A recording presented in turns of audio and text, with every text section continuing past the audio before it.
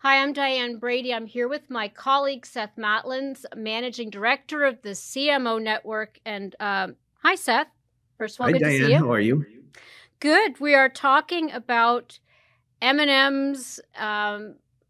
Let's just unpack first where we are with this whole sort of woke candy debacle. I'm not even sure how to characterize it. It does defy characterization. I agree. All right, let's jump into it. Where do you want to start? Well, I guess the first thing that to explain to people who are not familiar with this, and I'm sure many are, it really is about this Mars, the candy company, making a decision to retire these anthropomorphized candies that have sort of essentially been accused of being woke and fat and everything else by Tucker Carlson and, people I would say that are on the right. Let's put it that way. What's curious to me is how this has been managed and whether Mars is getting into the culture wars, because I found the whole thing a little confusing. So let me step back from a branding perspective. What do you make of it? I mean, as a former CMO yourself, what's motivating this strategy at Mars? Well, I think the hypothesis there is that there is a strategy, and I think I don't mean that dismissively. I just think we don't yet know. I don't see evidence of a strategy that they have adhered to anyway, right? So I think some context for those who may be unfamiliar, though I wish I was amongst those who are unfamiliar with this story. Importantly, they haven't retired the characters. They've put them on a pause. So there seemed to be an intention going back a year ago on the part of M&Ms and Mars Wrigley to turn these anthropomorphized chocolate characters into a more representative, more modern, more youth relevant presentation of same. And out go the stiletto heels, in come the block heels. That kind of yes, that's right. But I also think it's important as we think about what inclusivity is. Stiletto heels are not, do not in and of themselves suggest you're not being inclusive. There are plenty. That's comfort, not diversity. Who wear them. So yeah, they modified the characters. They were derided by he who is more afraid of woke and the end of the white male patriarchy than anyone, Tucker Carlson, for being woke. And I think as a marketer, you have to give credit yet again to those on the right for framing an issue to their advantage, because how in the world is woke not a good thing?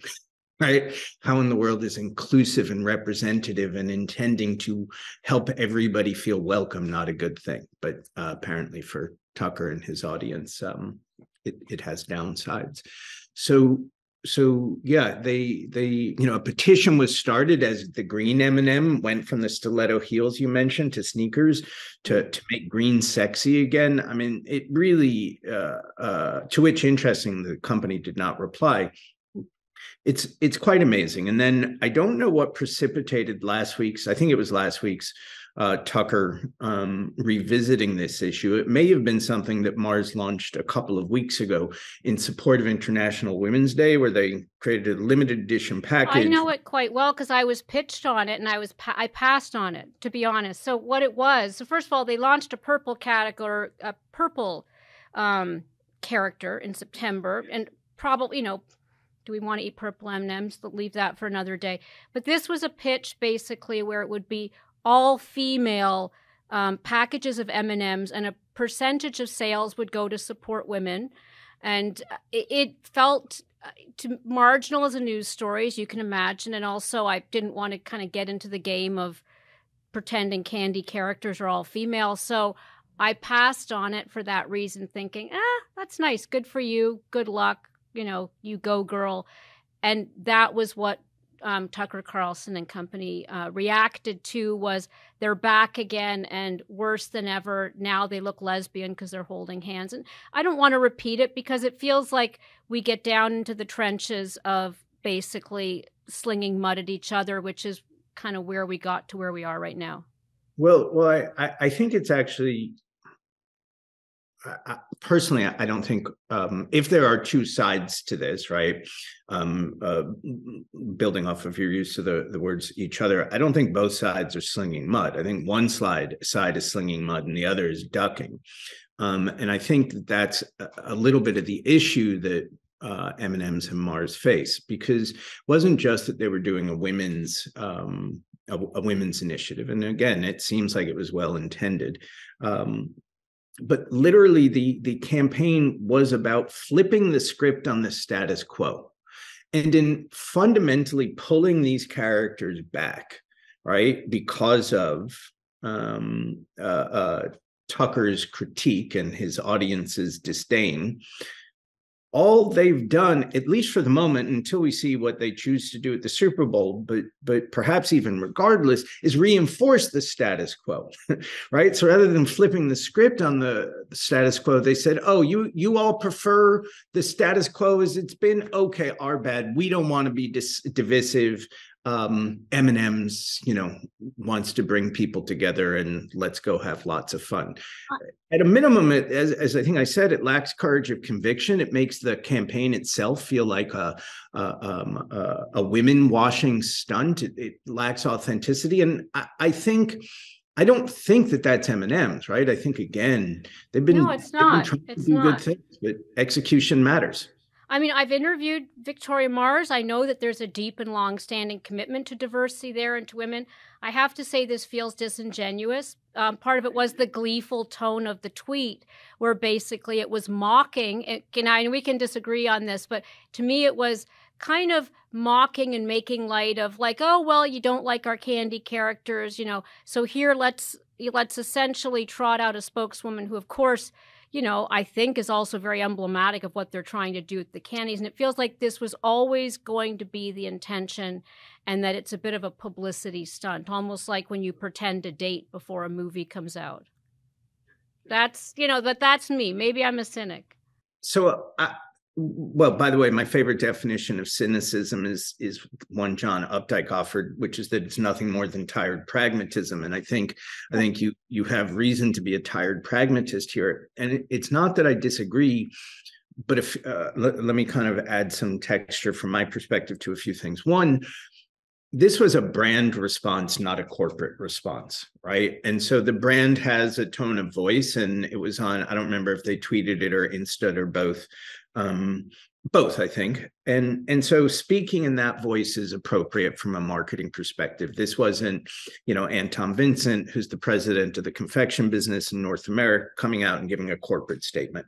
So I think, if you then think about, okay, how does a confection brand, a candy brand, respond on social media? They're gonna, to something like this. Some of the tonality I thought was trite, to your point, but they claim to have broken the internet. I would argue I'd totally forgotten about the incident, in all honesty, at this point. I completely agree. I think that didn't land, or reflect reality, but whatever. Okay. And what again remains to be seen, depending upon what they do with this spot with Maya Rudolph in the game, in the Super Bowl, is, are they responding or is it proactive or reactive, right? Maya's involvement, I think, had already been announced. Their purchasing of a spot was already known. They're a longtime advertiser in the game. Are they trying to make hay while the sun shines, or good out of bad, or pick your cliche? I don't know, but there's not really much about this that I like. And the fundamental, I don't even know that I'm going to like it anymore if Maya comes out as woke as Maya is as a human, or seems to be as a human, depending upon what character they have her play. But it seems unlikely to me that M&Ms is going to keep picking a political fight, especially since, at least at the moment, they've given into it. You know what it reminds me of is, do you remember when Jerry Falwell went after Tinky Winky, the Teletubby? I am old And enough to remember that. I'm old enough to remember that. And he didn't even write the editorial. He didn't write the piece. He left, this was a piece that appeared in his magazine. I believe it was called National Liberty Journal or something to that effect. And he basically leveraged it to once again promote this anti-LGBTQ plus platform that the religious right had. And it, to me, was reminiscent because it was both sides mocking the other. And I think Tucker Carlson is, in one hand, the progeny of the moral majority. On the other hand, he's taken it to a whole, I don't even know, wacky level. But it does feel like to be playing off what I think is, in essence, kind of a painful part of the reality today. It's just not an area you can be light, fun-hearted to the extent that a candy company wants to be. By the way, I mean, I think you're absolutely right. But if you think, what's the, was there an if I'm understanding you right, Diane, you can't. It feels like they're playing into the culture wars a bit for some free publicity. And I'm not saying that they intended that to be the case, but this sudden about face where you then put characters on pause because somebody calls them fat makes me think like you're just adding fodder. If I'd be saying, excuse me, Mars and M&Ms, you can't take a little bit of ribbing, so to speak. Well, I mean, there's no doubt Tucker and Fox are, because it wasn't just Tucker, coverage was across Fox, are fanning those flames. But that's their MO. That's what they do. That's why it's just another piece of fodder for the evening's show. Yeah, right. And I just don't understand. Well, let me has done to date, besides their intention of being more representative and inclusive, which, does a candy need to be? It's better than not. Well, a candy, like a telecom company, like many others, have to operate in red and blue states. And I think if we stand back and take the broader view here, any advice to marketers, and I know you're not, we're not trying to turn you into the wise pundit here, but I think navigating this very polarized environment can be challenging for a lot of companies, a lot of brands. What are some of the best practices you've seen? Because I think navigating every element of today's world is challenging for business and brands. And I think this is just another ingredient in that complexity. My perspective is, sure, it's challenging, but today you're going to be held accountable both for what you do and what you don't do, your actions and your inactions, both. Not always, not by everybody, not every time, but more or less and increasingly. So you might as well stand for the right thing.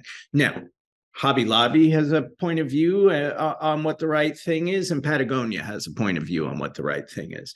So that's not a political, actually a partisan perspective. You just got your own point of view, stand for it, represent it. And then it's about figuring out what role those values play inside your marketing mix. And that too is not the same for everybody. Some brands, some businesses, some categories are much more susceptible to a shared values-driven construct where we, the audience, want to say, I'd have you over for dinner. And in others, we just want the cheapest, the fastest, the other, the this, the that, and we're willing to ignore, compromise, or we don't pay attention. But there are no wars, culture wars, to be stayed out of anymore. And I've been saying this, for six years now, since the first year of the previous guys, the Trump administration's reign, and there's no standing on the sidelines anymore, at least all the time. So yeah, my favorite ad by Mars, almost a moment of silence for the Betty White Snickers commercial from 2010, where, in essence, these football players were knocking over Betty White, Abe Vigoda. That was funny. That felt inclusive to me. Like, okay, we don't all love football, but it felt like it wasn't really kind of being provocative with a product that we don't particularly need. I mean, I'm hungry. I want a Snickers. I'm not saying to stay out of this, but to kind of elevate your product into being more than a candy. I don't even know which way I'm going. That's an ad that strikes me as great. I think the way this has been handled in the last few weeks, not great. And I think one of the reasons it's not great is I think that whatever their base might be, and I'd like to think candy eaters, don't have a political stripe, it's certainly alienated me. I mean, I agree. I think at least for the moment, they've alienated me. So there you go, Mars. I wasn't going to buy them anyway, right? Just I'm not in the category, but I am. There's nothing. I don't think to borrow a word. I don't think this has left a good taste in anybody's mouth. See what I did there? And it just is ham-handed so far. If there is some great reveal in the Super Bowl that pulls all this together and pays it off, well, we shall continue the conversation if that's the case. We'll be talking to you about the Super Bowl ads in any case, Seth, but no easy answers here, but I think we both agree it's a misstep. So thanks for joining us. Yeah, thanks for having me. Appreciate it.